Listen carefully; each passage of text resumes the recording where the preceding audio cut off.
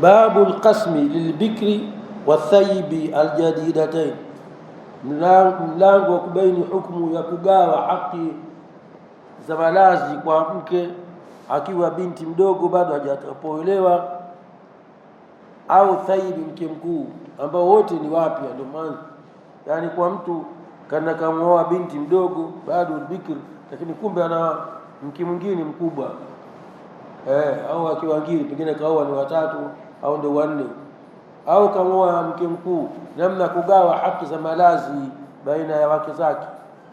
Haya ni masali magumu sana na mtu hapewi ruhusa kuoa mke wa pili mpaka aweze masharti haya. Allah anasema fa in khiftum an la ta'dilu wahidatan, kama mnachelea hamtaweza kufanya uadilifu basi bora wa mke mmoja bwana, au ma malakat aymanukum.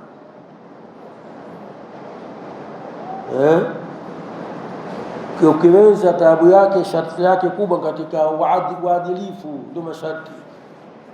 Uwezo kuwa huku unalala kwa siku moja na huku unalala kwa siku moja, sio udanganye tu. Usihimize watu haraka haraka, kama hawezi kufanya uadilifu, kama hawezi kufanya uadilifu, mwenyewe anaona ni dhaifu, basi hawezi kufanya uadilifu, anapenda upande mmoja.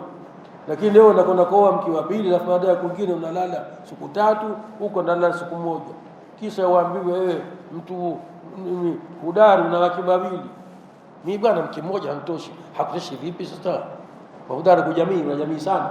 Sio hoja kujamii sana, hoja kuweza kuwa mwadilifu sana ndio hoja. Elewa bwana. Kuna shekhi mmoja, sitaki kumtaja jina, tunaona katika mtandao wasema, wewe Muislamu gani? Na mtu mmoja kama Kristo. Tuambia Kristo kwa wengi wa. Asa wewe bwana, wewe Muislamu gani? Wewe kama Kristo na mke mmoja. Sasa wao Kristo wana sheria yao wenyewe mbali, au sio? Na sisi tuna sheria yetu mbali.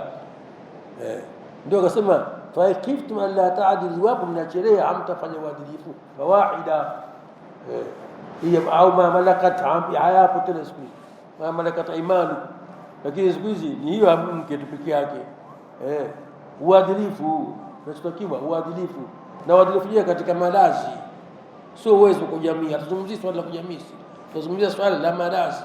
Usiku mmoja zamu yake, usiku naona ba usiku huu zamu yake, usiku ujao zamu ya mtu mwingine, zamu ya mke mwingine. Ndio anasema sasa ikiwa taratibu zake. An Ummi Salama radhiallahu anha asema anna Nabiy sallallahu alaihi wasallam lamma tazawajaha, yani bwana mtume alipomuoa bibi Ummu Salama radhiallahu anha, aqama indaha, amilala kwake. Aqama kwa maana amebaki pale. Mazingatio yanaangaliwa katika usiku, si katika mchana. Mchana unafuata usiku, umuhimu upo katika usiku.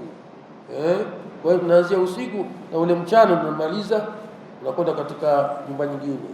Kwa hiyo kalala kwake kwa bibi Aisha kwa Ummu Salama radhiallahu anha 3 ayamin, siku 3, usiku na mchana, usiku na mchana kwake 3 ayamin. Waqala, akasema innahu laisa biki hawan, hapana kwako wewe dharau, ukoona nimekudharau, ala adika, familia yako kuidharau, nikakuona kwamba wewe ndio maana nimekupangia siku 3, kwa sababu kamoa mke mkuu na muda wake.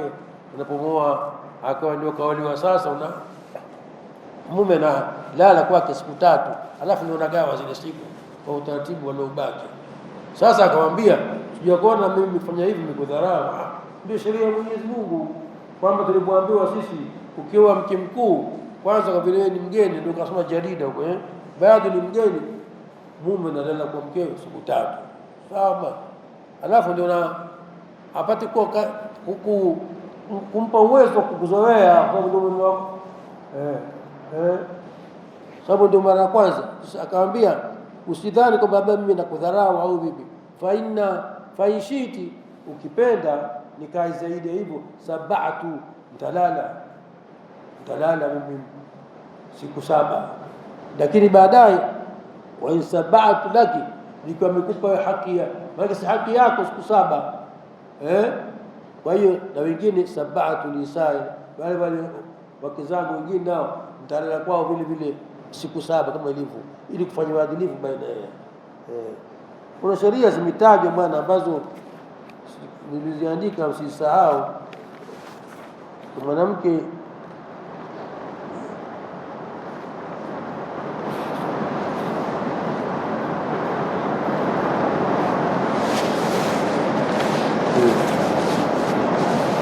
akiwa yeye zamu yake ile hatakiwi ende yeye zamu ya mchana, anaweza kwenda mara moja tu kwa mke mwingine.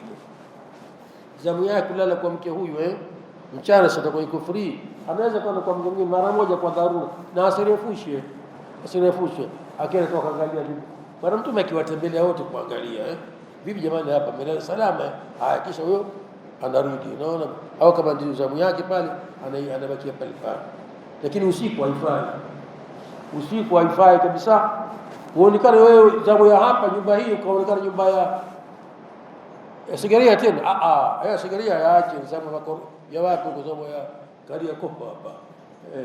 Kuruhusi kwenda ila kwa dharura ambayo huna budi. Kwa mfano kule umma utapata matatizo ya gani ile ambayo si zamu yake, uweze ukenda kiasi cha kumsaidia, lakini hizo ndio haki zilivyo, unaona bwana.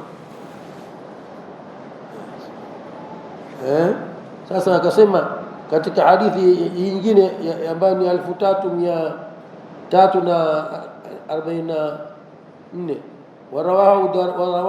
warawahu Daraqutni, hadithi ya Umm Salama kwa riwaya Daraqutni radhiallahu anhu rahmatullah alayhi, lafdhu inna an-nabiy sallallahu alayhi wasallam qala la hina dakhala biha, yale alipoingia kwa Umm Salama alimwambia, ukiona nagawa hivi kama nitakaa siku 3 kwako,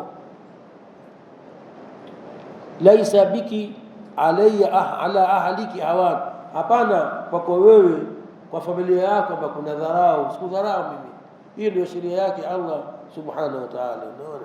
Sasa hakusema kwamba Umm Salama mimi nikikwenda kwake mimi naburudika sana, kwa sababu mtu mzima huyu. Umm Salama alikuwa mtu mzima kaolewa, nakasha kakaa na Abu Salama, kisha baadaye ndio kafia na Abu Salama akaja kamoa. Hakusema kwamba mimi nikija kwa Umm Salama mimi naburudika sana kuliko kule kwa Aisha. Na Aisha ana filimbi sana, huku ndo nakasa amna kitu hicho bwana. Kuna filimbi, kuna tarumbeta, hivi japo mwenyewe bwana lazima utimize taratibu ziwekewa. Wako watu wasema hiyo, mimi nikikaa hapa naburudika sana, ndio maana utamkuta na vitabu kaamisha kaeka kule. Muntakal akhbar nafanya mimi nakaa hapa, kwa sababu mimi hapa ndio vitabu vyangu.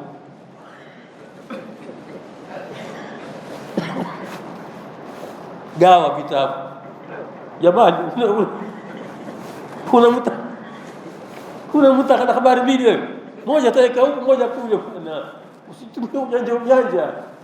Hapo mnafanya mambo. Anatafutwa vipi kwa simu, kasafiri. Kenda wapi? Kenda Njombe. Ambiwa sijui kuna kitu gani Njombe, kuna mkutano kufunguliwa msikiti. Kumbe yuko mlimo. Yuko Ilala tu, hayuko mbali bwana. Mwenyezi Mungu atusamehe bwana. Vitu ambavyo hakuna lazima aina hiyo, takia tuambiane sana, tuwezi kuhimizana tu. Unaona, unamuhimiza mtu awe mke wa pili, mtu yeye hajiwezi, utakuwa mke wa pili vipi? Hapa katika hadithi nyingine hiyo inasema wa inshid, ndio inamalizia wa inshid sab'atu laki, itaongeza muda ndani siku 7 kwako, na wengine nitawapa haki yao vile vile. Qalat, lakini mwenyewe Umm Salama wa mwadilifu akamwambia hapana, tuqimu ma'i 3 khalisatan, utalala na mimi hapa basi siku 3, hiyo maalumu kama nilivyosema mwenyewe kwa ajili yangu mimi, lakini sitaki ziada, nataka uende kwa utaratibu huu. Hawa ni wake zake bwana Mtume sallallahu alaihi wasallam. Katika nambari 3335 wa an Abi Qilabah an Anas radhiallahu anhu qala min as-sunnati, utaratibu uliopangwa mtu anapooa mke mdogo ambaye hajapata kuolewa na kumwoa mke mkuu wakati tayari ana wake wengine kule, Na watu wameweka istilahi hii, istilahi yetu sisi, yule mke anaolewa mwanzo yule ambaye kawaliwa yeye, alafu akaja mwingine yule ambaye ndio mke mkubwa kwa umri, wala si pengine yule ni mdogo, huyo aliyomwoa wewe juzi ndio mkubwa zaidi, lakini ambaye yule mke mkubwa yupo, na ni ugomvi mkubwa kwa wanawake. Wenda kwa mke awe chini yako kwa umri, la, utamwoa mke kama mjukuu wangu bwana, wewe mwanamume gani wewe? Mwoa mke kama mtoto wangu. Hapo haya tuangalie umri, si lazima awe yule mdogo, awe aliolewa kwanza awe ni mkubwa anajitatibu za sisi tuangaliwe. Kwa hiyo nasema idha tazawaja min as-sunnati idha tazawaja al-bikra, anapooa mume akamwoa mke bado mwana mdogo, sema ala thayyibi, yani juu ya mwanamke mke mkuu, aqama indaha 7, atakaa kwake siku 7 yule mke wa kwanza kumwoa. Anapomwoa huyu ni bikir, bado mtoto mdogo, haitakuwa siku 3 kama alivyokuwa mke mkuu. Huyu ni baba mdogo, lazima ukae naye umfundishe na kila kitu, sio kwa hiyo kukaa kuenjoy bwana, unampa mafunzo na azoea ni maisha yako, kisha thumma qasama, kisha nagawa. Wa idha tazawaja thayyiba, ikiwa sasa huyu ni mke mkuu ndo kamoa, aliwahi kuolewa mwanzo akaachwa akafuna mume, akamoa yeye sasa, basi kwake utaratibu utakuwa siku 3 tu. Aqama inda 3 thumma qasama.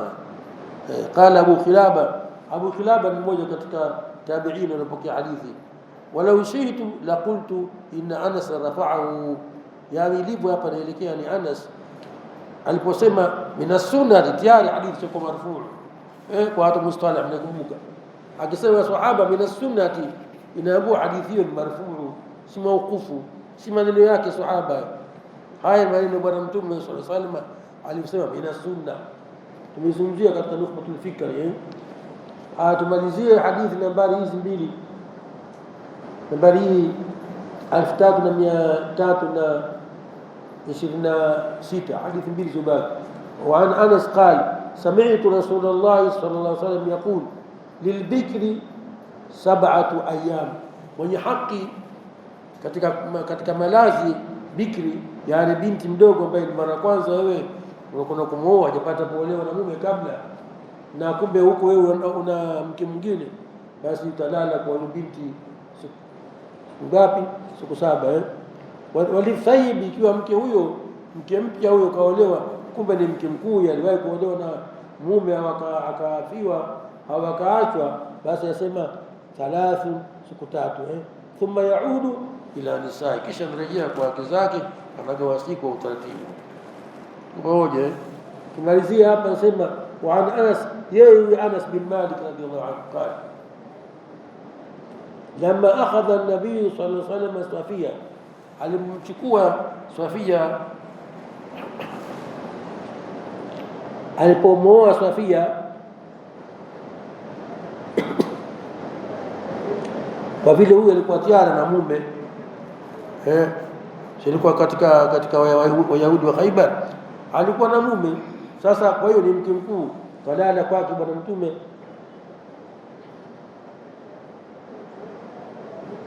Aqama inda 3 ayyam wa kanat thayyiba, na mwenyewe anabainisha kwamba kati huo ilikuwa ni mke mkuu huyu bibi Safia radhiallahu anha, na habari zake nafikiri tuliwahi kuzungumza huko. Kapokea hadithi bi Safia, kuna mtu anaweza kujua ngapi hadithi zake au msahau? Takumbuka tulitaja hadithi basi haya tutakuja kumbushana baadaye tena.